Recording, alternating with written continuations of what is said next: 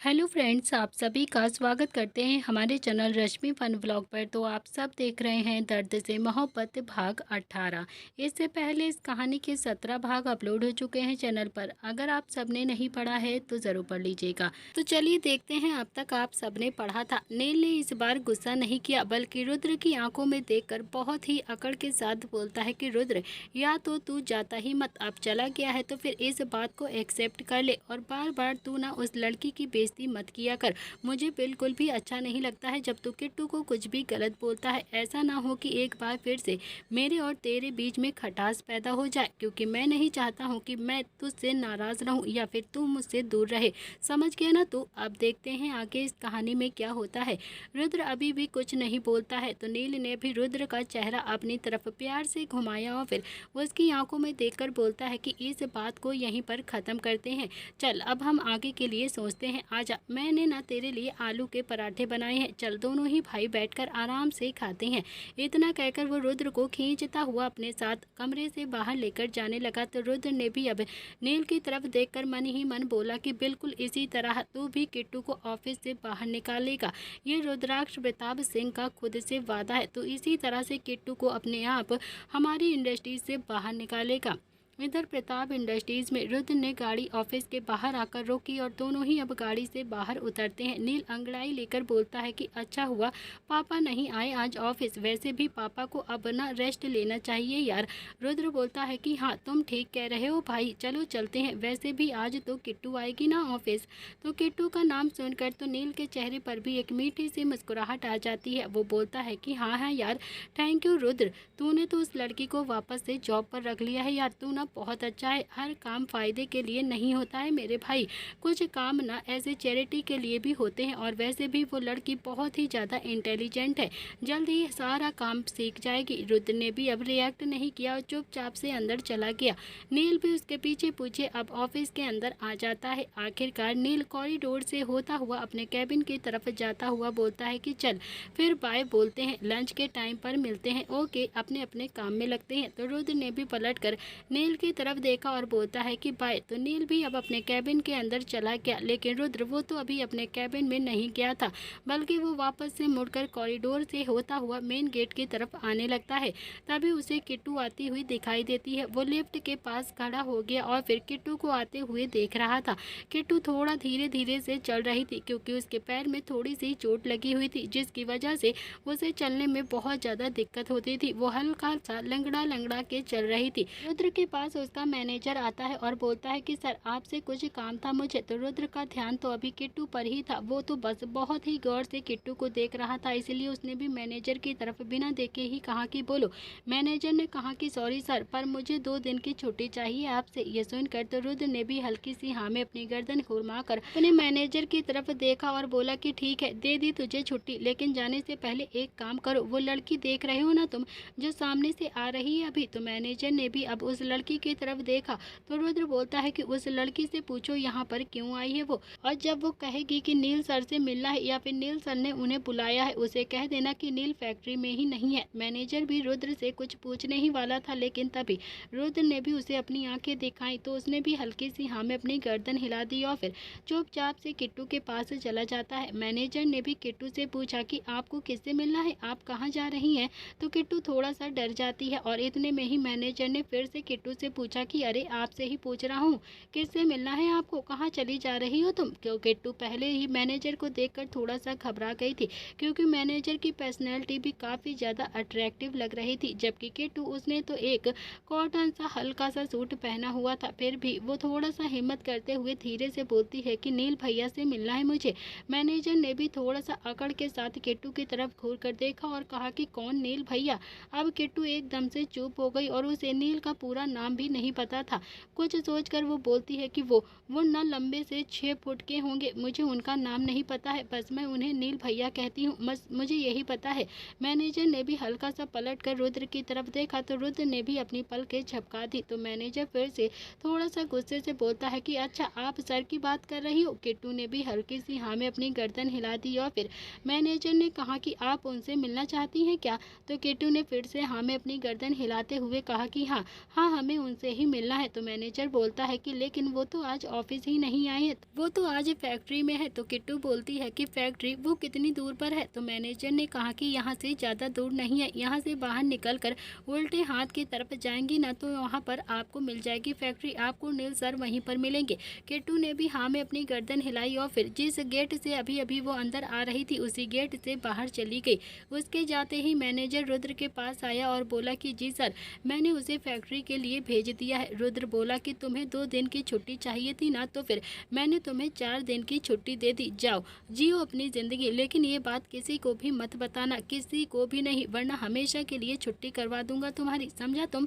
तो मैनेजर ने भी हाँ में अपनी गर्दन हिलाई और फिर कुछ देर के बाद वहाँ से चला गया। किट्टू फिर से इंडस्ट्री से बाहर आ गई और जैसे कि मैनेजर ने भी उसे कहा था वैसे ही वो अब लेफ्ट साइड की तरफ चलने लगती है। थोड़ा चलने के बाद उसने वहाँ पर खड़े एक आदमी से पूछा कि सर, यहाँ से फैक्ट्री कितनी दूर है। तो उस आदमी ने भी ऊपर से लेकर नीचे तक किट्टू को बहुत ही घूर से अजीब नज़रों से देखा और बोला कि तुम वहाँ पर काम करती हो क्या। किट्टू ने भी ना में अपनी गर्दन हिलाते हुए कहा कि नहीं, बस मुझे फैक्ट्री तक कुछ काम है, बस वहीं पर जाना है, प्लीज़ बता दीजिए मुझे। तो उस आदमी ने भी हाथ उठाकर इशारा करते हुए कहा कि यहाँ से 2 किलोमीटर चलोगी तो फिर फैक्ट्री आ जाएगी। किट्टू काफ़ी ज़्यादा हैरानी से बोलती है कि 2 किलोमीटर, फैक्ट्री इतनी दूर है क्या। तो उस आदमी ने भी हाँ में अपनी गर्दन हिलाई और फिर वहाँ से चुपचाप से चला जाता है। तो वहीं किट्टू के पास अब कोई भी दूसरा ऑप्शन नहीं था। एक बार उसने फिर से सोचा कि वो रुद्र से मिलने जाकर, लेकिन उसे रुद्र का नेचर बिल्कुल भी पता नहीं था और ना ही उसे अच्छा लगता था, इसीलिए उसने भी फैक्ट्री जाना ठीक नहीं समझा। वो धीरे धीरे चलती रहती है और चलते चलते 25 मिनट हो गए थे, लेकिन अभी तक फैक्ट्री नहीं आई थी। वो एकदम से थकने लगती है।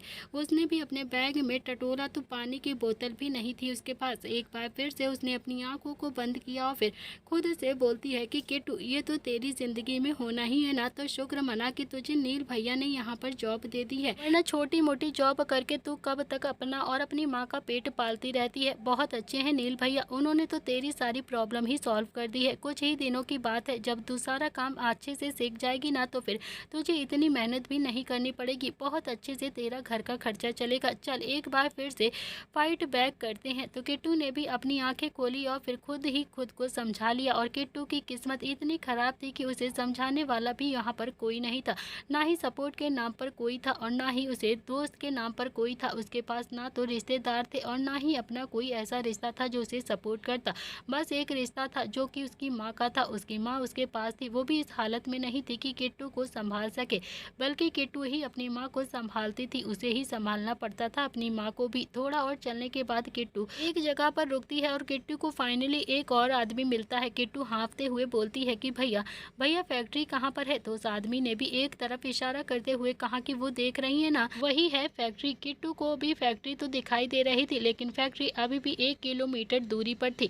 किट्टू ने भी हाँ में अपनी गर्दन हिलाई और फिर धीरे धीरे कर फैक्ट्री की ओर चलने लगती है। इस वक्त किट्टू बहुत ही ज़्यादा थकने लगी थी, उसकी आंखों से हल्के से आंसू भी गिर रहे थे। देखते ही देखते धूप सर पर आ गई थी और किट्टू की हालत भी खराब होने लगी थी, लेकिन उसके पास दूसरा इस वक्त कोई भी ऑप्शन नहीं था। तो वही रुद्र अपने कैबिन में बैठा हुआ पेपर बैग घुमा रहा था और किट्टू के बारे में ही सोच सोच कर उसके चेहरे पर मुस्कुराहट आती जा रही थी। उसका दिल तो जैसे बहुत ही ज़्यादा मुस्कुरा रहा था। फिर वो खुद से ही बोलता है कि तुम्हें क्या लगा था किट्टू, तुम मेरे और मेरे भाई के बीच में आ जाओगी, हम दोनों के बीच में लड़ाई करवाओगी तुम। मेरे और मेरे भाई के बीच में कोई भी नहीं आ सकता, कोई भी नहीं, समझे तुम। अभी तो बस शुरुआत है, आगे आगे देखो मैं तुम्हारे साथ क्या क्या करता हूँ। तुम खुद ही इस कंपनी को छोड़कर चली जाओगी। अभी तो बस तुम 2 किलोमीटर ही चली हो, ऐसे ही चलते चलते वापस अपने घर भी चली जाओगी तुम। मेरे और नील के बीच में कोई भी नहीं आ सकता, कोई भी नहीं। तुम क्या चीज़ हो, तुम तो एक मिट्टी हो, मिट्टी। उसका यही अंजाम होगा जो मेरे और मेरे भाई के बीच में आएगा। तो वहीं दूसरी तरफ फाइनली किट्टू अब जैसे तैसे फैक्ट्री तक पहुंच गई थी। अब उसके पैर में भी बहुत ज़्यादा दर्द होने लगा था। वो जैसे तैसे फैक्ट्री के पास पहुंची, उसने वहां पर वॉचमैन को देखा। तो वो वॉचमैन को देखकर बोलती है कि भैया नील भैया से मिलना है मुझे, वो आज यहीं पर आए हैं ना। तो फैक्ट्री में सब अब नील को नील भैया ही कहते थे, इसलिए वॉचमैन को भी समझते देर नहीं लगी कि वो नीलकंठ प्रताप सिंह की बात कर रही है। वॉचमैन ने कहा कि लेकिन मैडम नील भैया तो यहाँ पर आज नहीं आए हैं, वो यहाँ पर नहीं है। तो किट्टू भी काफ़ी ज़्यादा हैरानी से वॉचमैन की तरफ देखकर बोलती है कि लेकिन मुझे तो किसी ने कहा था कि नील भैया यहीं पर हैं, आज वो यहाँ पर ही आए हैं। तो वॉचमैन बोलता है कि हाँ, वो कभी कभी यहाँ पर आते हैं, लेकिन रोज़ रोज़ यहाँ पर नहीं आते हैं और आज तो वो यहाँ पर आए ही नहीं है। तो किट्टू की आंखों में भी एकदम से पानी आ जाता है। वो बोलती है कि तो फिर नील भैया कहाँ पर मिलेंगे मुझे? तो वॉचमैन बोलता है कि वो तो ऑफिस में ही मिलेंगे आपको, ऑफिस में ही होंगे। तो किट्टू ने भी हाँ में अपनी गर्दन हिलाई और फिर से पलट कर वहाँ से जाने लगी। वॉचमैन उसे जाता हुआ देख रहा था और कुछ देर तक तो वो किट्टू को ही देखता रहता है और फिर वो भाग कर किट्टू के पास गया और बोलता है कि तुम रुको, मैं नील भैया से बात करता हूँ अभी। तो किट्टू ने भी हाँ में अपनी गर्दन हिलाई और फिर वॉचमैन किट्टू को लेकर अपने चैम्बर के पास आ जाता है। उसने भी अब लैंडलाइन फ़ोन उठाया और इंडस्ट्रीज़ का नंबर डायल कर दिया। थोड़ी ही देर में उसने किसी को फ़ोन पर कहा कि मैं फैक्ट्री से वॉचमैन बोल रहा हूँ, नील भैया से बात करनी है, बहुत ज़रूरी। थोड़ी ही देर में उसका कॉल नील से कनेक्ट हो गया और फिर नील ने भी वॉचमैन से कहा कि हाँ कहो, क्या बात है, कोई इमरजेंसी है क्या? तो नील ने भी अब वॉचमैन से इतना ही कहा था कि तभी वॉचमैन बोलता है कि सर एक लड़की आई है यहाँ पर, पैर से थोड़ी सी लंगड़ा रही है और बहुत ज़्यादा परेशान भी लग रही है और आपके बारे में पूछ रही है कि आपसे मिलने के लिए यहाँ पर आई है, आप उसे जानते हो क्या? तो नील को तो पहले समझ में नहीं आया, फिर उसके दिमाग में एकदम से किट्टू का ख्याल आ गया। नील बोलता है कि उसका नाम किट्टू है क्या? तो वॉचमैन ने भी किट्टू की तरफ देखा और कहा कि तुम्हारा नाम किट्टू है? तो किट्टू ने भी हाँ में अपनी गर्दन हिला दी और फिर वॉचमैन ने भी फ़ोन पर कहा कि हाँ सर, हाँ नील भैया, उनका नाम किट्टू ही है और आपकी बात करा दूँ क्या? तो नील बोलता है कि हाँ हाँ मेरी बात कराओ किट्टू से, अभी क्या भी। तो वॉचमैन ने भी अब किट्टू की तरफ देखा और फिर अपना फ़ोन बढ़ाते हुए कहा कि लो बिटिया, बात कर लो तुम। किट्टू ने भी फ़ोन लिया और फिर अपने आंसुओं को संभालते हुए बोलती है कि नील भैया मुझे किसी ने कहा था कि आप फैक्ट्री में मिलोगे, इसीलिए मैं फैक्ट्री में आ गई हूँ। तो नील ने भी अपनी आंखें कसकर बंद करी और बोला कि तुम क्या बेवकूफ़ हो क्या, फैक्ट्री चली गई तुम, कैसे गई तुम फैक्ट्री? किट्टू बोलती है कि पैदल आई हूँ। नील ने अभी कहा कि किसने कहा था तुम्हें फैक्ट्री में जाने के लिए? किट्टू बोलती है कि वो तो मैं नहीं जानती हूँ, लेकिन जब मैं इंडस्ट्री के हॉल में पहुँची थी तो फिर एक आदमी ने कहा कि नील भैया तो आज फैक्ट्री में मिलेंगे, आज वो ऑफिस ही नहीं आए हैं, तो फिर मैंने सोचा कि मैं यहाँ पर ही आपसे आकर मिल लेती हूँ। नील को भी समझ में नहीं आ रहा था कि आखिर ये झूठ किसने बोला है किट्टू से और क्यों झूठ बोलकर उसे फैक्ट्री में भेज दिया है। आज तो मैं ऑफिस आया था, लेकिन वो भी नील था, नीलकंठ प्रताप सिंह, पता लगा कर ही रहता कि आखिर ये किसने किया है। नील ने फिर से किट्टू से कहा कि अच्छा अब एक काम करो, तुम वहीं पर रहो, मैं तुम्हें वहीं पर लेने के लिए आता हूँ। किट्टू ने भी हाँ में गर्दन हिलाकर फ़ोन को कट कर दिया और नील भी जल्दी से अपने कैबिन से निकलकर सीधा कॉरिडोर से होता हुआ तेज कदमों से वहां से जाने लगता है। रुद्र ने उसे अपने कैबिन के सामने से गुजरते हुए देखा तो उसे बहुत ही ज़्यादा गुस्सा आ जाता है, क्योंकि कहीं ना कहीं रुद्र भी समझ गया था कि हो ना हो वो किट्टू को ही लेने के लिए जा रहा है। रुद्र भी जल्दी से उठकर कैबिन का गेट खोलकर बाहर गया और बोला कि नील कहाँ जा रहे हो तुम? तो नील ने भी पीछे पलटकर रुद्र को गुस्से से देखा और बोला कि यार किट्टू को लेने के लिए जा रहा हूँ, किसी ने कह दिया है कि मैं फैक्ट्री में हूँ और वो पागल लड़की 2 किलोमीटर की बारी दोपहरी में फैक्ट्री के अंदर चली गई मुझसे मिलने के लिए, उसे ही लेने के लिए जा रहा हूँ। पता नहीं किसने पागल ने कह दिया उस लड़की से, जिसने भी कहा होगा ना उसकी नौकरी का आज आखिरी दिन होगा। इतना कहकर नील भी तेज कदमों से वहां से चला गया। तो वहीं रुद्र भी अब काफी ज्यादा गुस्से से अपना एक हाथ दीवार पर जोर से मारता है और बोलता है कि मैं भी देखता हूँ कब तक तुम उस खरगोश जैसी लड़की को बचाते रहोगे, कब तक तुम उस लड़की को बचाओगे, तू ही उसे कंपनी से निकालेगा, ये मैं तुझसे वादा कर रहा हूँ। तो वहीं नील भी जल्दी से अब बाहर आ गया और अपनी गाड़ी में बैठा और गाड़ी को स्टार्ट करके वहां से चला गया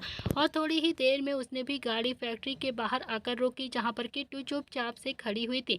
नील गाड़ी से बाहर उतरा और किट्टू की तरफ देखकर बोलता है कि तुम क्या पागल हो क्या, तुम बिल्कुल पागल हो जो फैक्ट्री आ गई यहाँ पर इतनी दोपहर में। तो किट्टू भी भरे हुए गले से बोलती है कि भैया मुझे तो उस आदमी ने ही कहा था कि आप फैक्ट्री में होगे।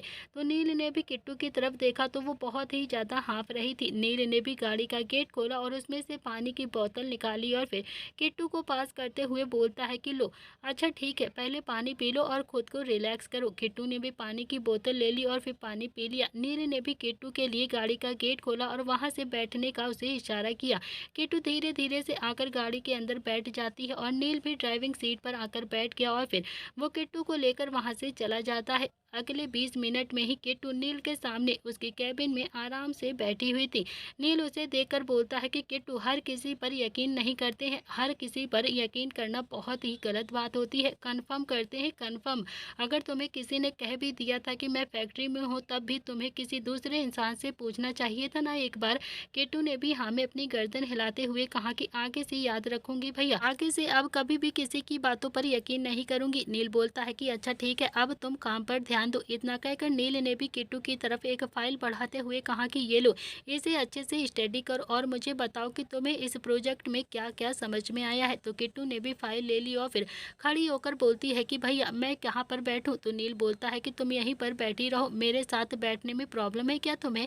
किट्टू ने भी हल्का सा मुस्कुरा कर ना में अपनी गर्दन हिलाते हुए कहा कि अरे नहीं भैया, बिल्कुल भी नहीं, आपके साथ बैठने से तो मैं सिक्योर फील करती हूँ, बहुत अच्छा लगता है आपके साथ बैठने में मुझे, मगर फिर भी आपके पास अगर ऐसे ही बैठी रहूंगी तो फिर कंपनी में लोग ऐसे बातें बनाएंगे ना।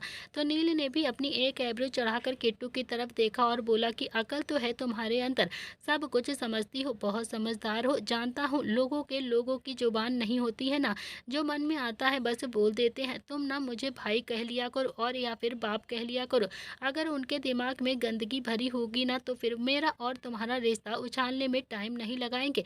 तुम मुझे आज से भाई बोलोगी, ओके चलो कोई बात नहीं, मैं तुम्हारे लिए कैबिन का अरेंजमेंट भी करवा देता हूँ। इतना कहकर उसने एक फ़ोन उठाया और फिर अपने मैनेजर को कॉल करके कैबिन में बुला लिया। थोड़ी ही देर में एक आदमी कैबिन के अंदर आता है। तो नील ने भी अब उस आदमी की तरफ देखा और कहा कि ये कात्यायनी पुरोहित है, इन्हें रुद्र के सामने वाला जो छोटा सा कैबिन है ना, वो कैबिन दे दो, आज से वो कैबिन इनका ही रहेगा। मैनेजर ने कहा कि सर लेकिन वो तो बहुत ही ज़्यादा गंदा है। तो नील ने भी मुस्कुराते हुए कहा कि अरे तो गंदा है तो साफ करवा दो ना, और क्या करना है उसमें। तो मैनेजर बोलता है कि ठीक है सर। इतना कहकर उसने भी किट्टू की तरफ देखा और बोला कि चलिए मैडम। किट्टू ने भी अब वो फाइल उठाई और फिर अपना बैग उठाया और नील की तरफ देखकर हल्का सा मुस्कुराकर बोलती है कि ओके भैया, मैं जल्दी से ये फाइल को स्टडी करके आपको रिपोर्ट देती हूँ। नील ने भी हल्की सी मुस्कुराहट के साथ अपनी पलकें झपका दी और फिर किट्टू मैनेजर के पीछे पीछे कॉरिडोर में आ गई। मैनेजर किट्टू को लेकर उसी के कैबिन के पास आ जाता है, जो कि रुद्र के बिल्कुल ठीक सामने बना हुआ था। मैनेजर ने भी कैबिन का दरवाजा खोला तो उसका मुंह एकदम से खुला का खुला रह गया। सब मुंह के अंदर गंदगी घुस जाती है क्योंकि कैबिन बहुत ही ज्यादा गंदा था। तो वहीं किट्टू भी अब कैबिन को देखकर बहुत ज्यादा हैरान हो गई थी। मैनेजर बोलता है कि मैम आप यहीं पर रुकिए, मैं किसी को कहकर आज ही ये कैबिन को साफ करवा देता हूँ, तब तक आप चाहें तो नील सर के कैबिन में भी जाकर बैठ सकती हैं। तो किट्टू और मैनेजर दोनों ही अब उस छोटे से कैबिन के बाहर खड़े हो गए थे। तो मैनेजर बोलता है कि मैम मैं इसे अभी के अभी साफ करवा देता हूँ, तब तक आप चाहो तो जाकर नील सर के कैबिन में बैठ सकती हो। तो किट्टू ने भी अब दोबारा से उसके कहने से हाँ में अपनी गर्दन हिलाई और फिर जैसे ही वो वहाँ से पलटी तो उसकी नज़र अब रुद्र से टकरा जाती हैं। रुद्र भी उसे घूर कर देख रहा था। तो किट्टू रुद्र को देखकर थोड़ा सा डर जाती है। तो वहीं रुद्र भी काफ़ी ज़्यादा गुस्से में किट्टू की तरफ ही देखे जा रहा था। जब उसने अपने कैबिन के बाहर मैनेजर और किट्टू को देखा तो वो भी अब जल्दी से कैबिन से बाहर निकल कर आ गया था।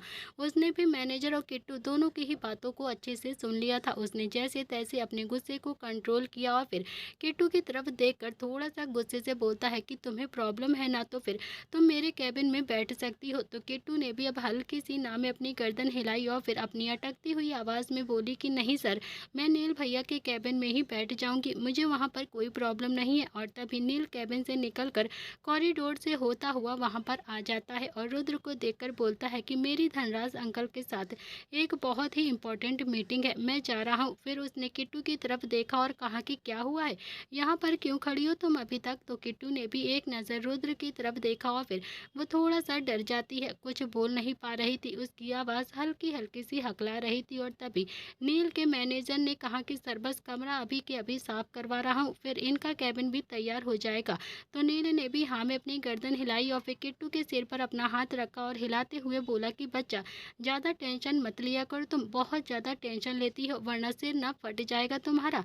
इतना कहकर नील मुस्कुरा कर वहाँ से चला गया और उसके जाते ही रुद्र ने भी किट्टू को घूर कर देखा और बोला कि नील चला गया है ना, तो चलो मेरे कैबिन में बैठ जाओ तुम। तो किट्टू ने भी हल्की सी हाँ में अपनी गर्दन हिला दी और फिर रुद्र के कैबिन में आकर बैठने लगती है। तो रुद्र भी अपनी चेयर पर आराम से अकड़ के साथ बैठा हुआ था और किट्टू जो उसके बिल्कुल सामने डरी सहमी सी बैठी हुई थी। किट्टू ने एक बार भी नजर उठाकर रुद्र की तरफ नहीं देखा था।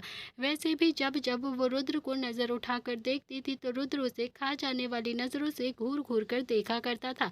तो रुद्र ने भी अपना फोन लिया और फिर नील के मैनेजर को मैसेज टाइप करते हुए बोला कि इसका कैबिन साफ कराने की कोई भी जरूरत नहीं है, वरना हमेशा के लिए तुम्हारी छुट्टी कर दूंगा। कोई जरूरत नहीं है इस कैबिन को साफ करने के लिए, समझ गए ना तुम।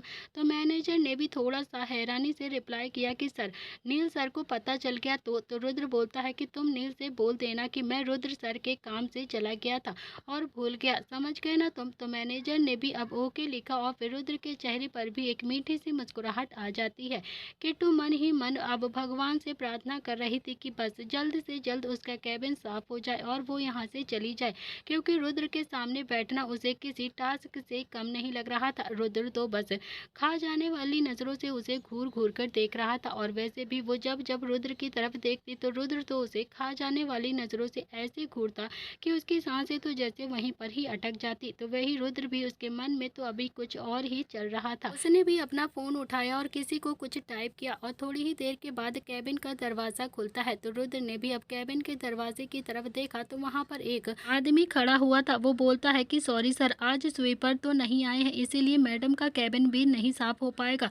हम आपसे माफी चाहते हैं, आज मैम का कैबिन नहीं साफ कर पाएंगे। रुद्र ने भी उसे जाने का इशारा किया और फिर किट्टू को देखकर बोलता है कि तुम्हें तो आज यहीं पर काम करना पड़ेगा, मेरे ही कैबिन में, तुम्हारे पास क्योंकि अब कोई भी दूसरा ऑप्शन नहीं है। तो नील ने तुम्हें जो भी काम दिया है ना, तुम यहीं पर बैठकर कर लो। किट्टू को अब थोड़ी थोड़ी सी घबराहट होने लगी थी। वो रुद्र के सामने बैठकर तो काम नहीं कर सकती थी, क्योंकि वहां पर बैठना ही उसे बहुत ज्यादा मुश्किल लग रहा था। अब उसे क्या पता था कि जितना वो आज डर रही है, फ्यूचर में रुद्र को इतना ही डराएगी वो। किट्टू खड़ी होकर बोलती है कि सर, आपको प्रॉब्लम ना हो तो मैं अपना कैबिन खुद ही साफ कर लूंगी। रुद्र के चेहरे पर तो बड़ी सी मुस्कुराहट आ जाती है, जैसे वो तो यही चाहता था कि किट्टू खुद ही कैबिन साफ करे। वो बोलता है कि अरे नहीं नहीं, रहने दो, नील को पता चलेगा तो मुझ पर भड़क जाएगा, वो कल आ जाएगा ना स्वीपर तो कर देगा तुम्हारा कैबिन खुद ही साफ। किट्टू बोलती है कि अरे नहीं भड़केंगे, मैं भैया को मना कर दूंगी, मैं उन्हें कुछ बताऊंगी भी नहीं। रुद्र की आंखों में तो गुस्सा उतर आया था। किट्टू जब जब नील को हक से भैया बोलती थी, रुद्र को भी इनसिक्योरिटी फील होने लगती है, उसे बहुत ज्यादा गुस्सा आने लगता है उसके भैया बोलने से। ऐसा लगता था कि जैसे किट्टू कुछ ही दिनों में उसके भाई को उससे हमेशा के लिए चुरा लेगी। रुद्र ने भी अपने गुस्से को जैसे तैसे कंट्रोल किया और बोला कि ठीक है, तुम्हारी मर्जी, जैसा तुम्हें ठीक लगे, लेकिन अगर नील ने मुझे कुछ भी कहा ना तो फिर अच्छा नहीं होगा, उसका सारा गुस्सा तुम पर निकालूंगा मैं। तो किट्टू ने भी जल्दी से अपना बैग उठाया और बोलती है कि नहीं नहीं भैया, आपको कुछ भी नहीं कहेंगे, कुछ भी नहीं पता चलेगा उन्हें। इतना कहकर किट्टू तो वहां से हवा की तरह जल्दी जल्दी चली गई और वो सीधा अपने कैबिन की तरफ आती है। उसने देखा तो वो छोटा सा कैबिन बहुत ही ज्यादा गंदा था, रुद्र के कैबिन से भी आधा सा लग रहा था। लेकिन किट्टू उस कैबिन को देखकर बहुत ही ज्यादा खुश हो रही थी कि फाइनली उसे भी एक अच्छी जॉब मिल गई है और उसके पास भी खुद का एक कैबिन होगा आज से।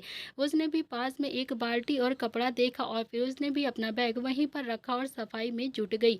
किट्टू ने 2 ही घंटे में उस कैबिन को बहुत ही अच्छे से साफ कर दिया था। पूरा कैबिन एकदम से चमचमा रहा था। फिर उसी कैबिन में से अटैच वॉशरूम में वो जाती है तो खुद को वो आईने में देखने लगती है। किट्टू पूरी तरह से गंदी हो चुकी थी, उसके बाल भी पूरी तरह से बिखर चुके थे, उसका सूट भी बहुत ज्यादा गंदा हो गया था। मगर फिलहाल तो उसने थोड़ा सा पानी लेकर अपना हुलिया सुधारा और फिर अपने सूट को भी अच्छे से साफ कर दिया। फिर वो वापस से अपने कैबिन में आती है और अपनी चेयर पर बैठकर नील की दी हुई फाइल को स्टडी करने लगती है। किट्टू बहुत ही ज्यादा थक गई थी, उसने आज सच में बहुत ज्यादा काम किया था, लेकिन फाइल स्टडी करनी भी बहुत ज्यादा जरूरी थी। किट्टू को भी एकदम से हल्की हल्की सी झपकियां आ रही थी, लेकिन फिर भी वो जैसे तैसे करके अपनी नींद को कंट्रोल करके फाइल को पढ़े जा रही थी। लेकिन इस बार किट्टू की नींद के आगे एकदम से उसकी आंखें बंद हो जाती हैं। वो हार मानकर सो गई और उसका सर अपने आप ही टेबल पर चला गया और वो वहां बैठे बैठे ही सो गई। जैसे ही वो सोई वैसे ही उसका कैबिन का दरवाजा धीरे से खुलता है तो सामने रुद्र खड़ा हुआ था। रुद्र के चेहरे पर तो एक बड़ी सी मुस्कुराहट थी। वो खुद से ही बड़बड़ाते हुए बोलता है कि चलो चलो, पहला दिन तो बहुत ही ज्यादा कामयाब रहा मेरा, तुम्हें तो मैं इतना ज्यादा परेशान कर दूंगा, या तो तुम खुद ही इस जॉब को छोड़कर चली जाओगी या फिर तुम्हारे नील भैया तुम्हें खुद ही निकाल देंगे यहाँ से हमेशा हमेशा के लिए। इतना कहकर रुद्र भी अपने कैबिन में आराम से चला जाता है और रात के करीब 7 बजे का समय हो रहा था। नील मीटिंग करके अपने कैबिन की ओर जा रहा था, तभी उसकी नजर किट्टू की तरफ जाती है। किट्टू को टेबल पर सर रखकर सोते हुए देखा तो नील भी सीधा अब किट्टू के कैबिन में गया और उसने हल्का सा टेबल बजाते हुए कहा कि किट्टू, किट्टू। 2 बार आवाज़ लगाने से किट्टू की आंखें भी खुल जाती हैं और उसने नील को वहाँ पर खड़े हुए देखा तो वो भी जल्दी से झटपटाते हुए उठकर बोलती है कि भैया आप। तो नील ने कहा कि तुमने फाइल स्टडी नहीं करी क्या? तो किट्टू ने भी फाइल देखी जो उसने भी आधी स्टडी कर ली थी। वो बोलती है कि भैया आधी स्टडी की है, मैं पूरी स्टडी कर दूंगी। नील ने हाथ बांधकर कहा कि किट्टू ऐसे काम नहीं चलेगा, बिल्कुल भी नहीं चलेगा ऐसे काम। तुम्हें जॉब के लिए सीरियस होना पड़ेगा, क्योंकि अगर जॉब करनी है तो फिर तुम्हें भी अपने काम को टाइम पर करना पड़ेगा। तुम समझती क्यों नहीं हो बेटा? तुम्हारे लिए ये काम बहुत ज़्यादा ज़रूरी है, तुम्हारे लिए एक गोल्डन अपॉर्चुनिटी है ये। अगर तुमने इसे पकड़ लिया ना तो तुम बहुत ही अच्छे तरीके से अपना करियर सेट कर सकती हो और बहुत आगे तक जाओगी तुम। अगर तुमने ये अपॉर्चुनिटी गवा दी ना तो फिर मैं भी तुम्हारी मदद नहीं कर पाऊंगा, कुछ नहीं कर पाएंगे तुम्हारे ये नील भैया तुम्हारे लिए। इसीलिए फोकस करो अपनी जॉब पर। किट्टू कुछ नहीं बोली और तभी नील का मैनेजर उस कमरे में आता है और उसके हाथ में एक फाइल थी। उसने वो फाइल नील को पकड़ाई और नील के मैनेजर ने कैबिन में नजर घुमाई तो उसने भी अपना सलाइवा गटक लिया था। तो अब जल्दी से जल्दी वहां से खिसकना चाहता था, क्योंकि वो चाहता था कि अगर वो 1 मिनट भी वहां पर रुका तो उसका सच सबके सामने आ जाएगा। नील भी फाइल देख रहा था और किट्टू जो चुपचाप से खड़ी हुई थी। पूरी फाइल देखने के बाद नील ने भी फाइल मैनेजर को देखते हुए कहा कि ठीक है, इस पे पापा के साइन करवा लो और भेज दो। नील ने फिर से उस कैबिन में अपनी नजरें घुमाई तो उसके एक कोने में एक बाल्टी और पोछा रखा हुआ दिखाई देता है।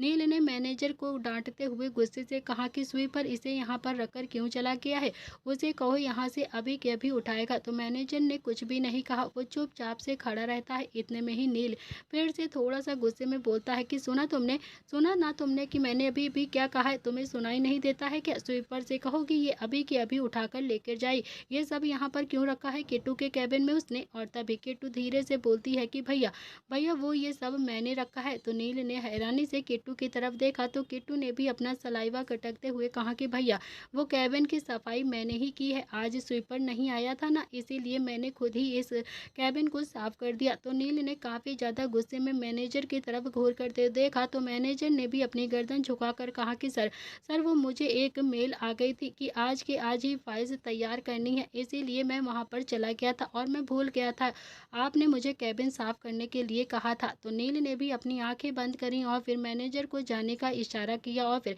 किट्टू की तरफ देखकर थोड़ा सा गुस्से से बोलता है कि ये तुम्हारा काम नहीं है, तुम्हें मैं यहाँ पर सफाई कर्मचारी बनाकर नहीं लाया हूँ, समझी तुम?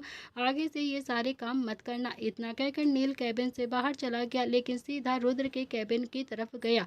उसे देखकर वो बोलता है कि किट्टू आज तुम्हारे कैबिन में बैठी हुई थी ना, तो फिर तुमने उसे सफाई करने के लिए कहा है क्या? तो रुद्र भी खड़ा होकर बोलता है कि अब इस कंपनी में जो कुछ भी होगा क्या वो मेरी वजह से ही होगा क्या? क्या सारे कर्मचारियों को मैं ही बताता हूँ काम?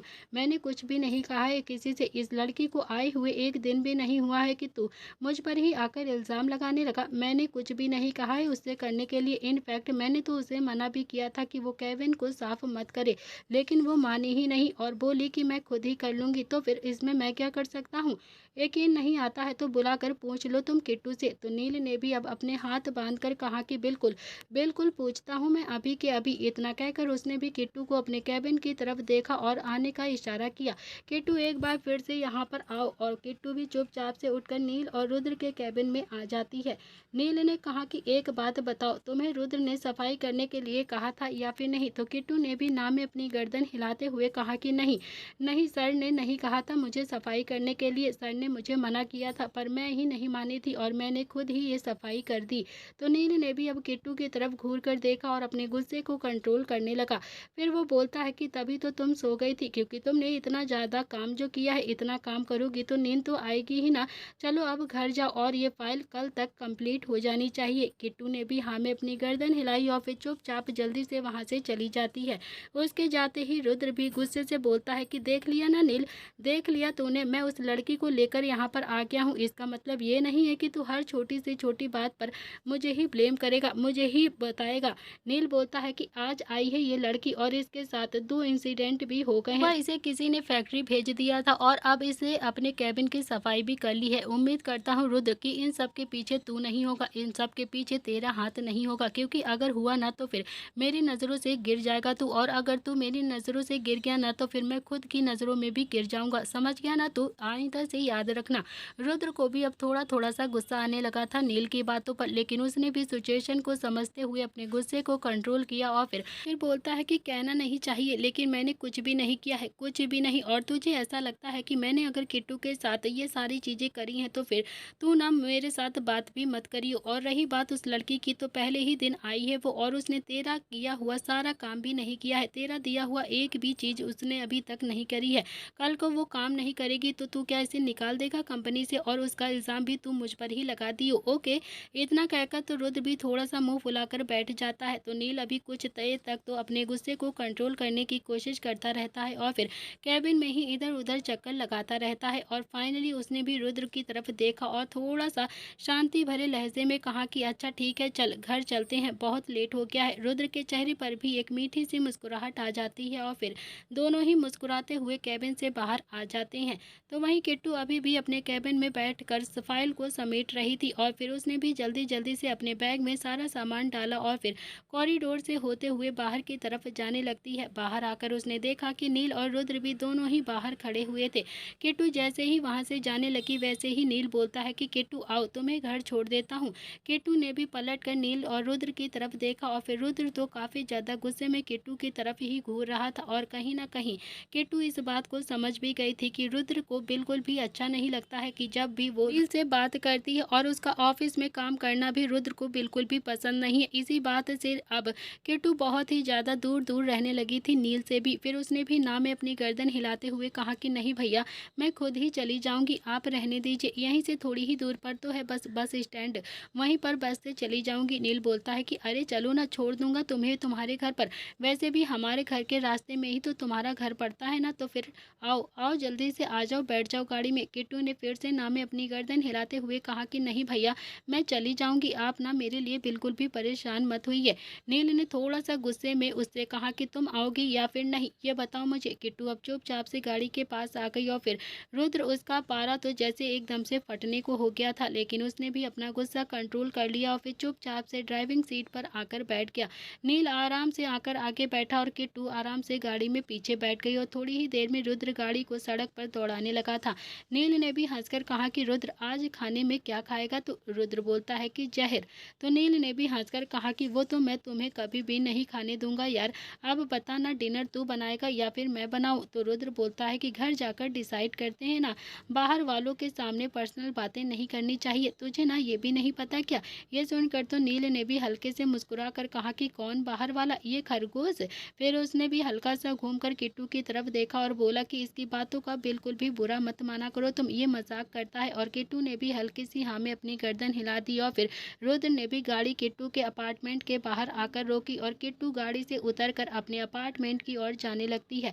नील और रुद्र भी वहां से चले गए थे। तो दोस्तों, इसी के साथ इस कहानी का आज का एपिसोड यहाँ पर समाप्त होता है। क्या करेगा रुद्र किट्टू के साथ, क्या होगा इन दोनों को एक दूसरे से प्यार।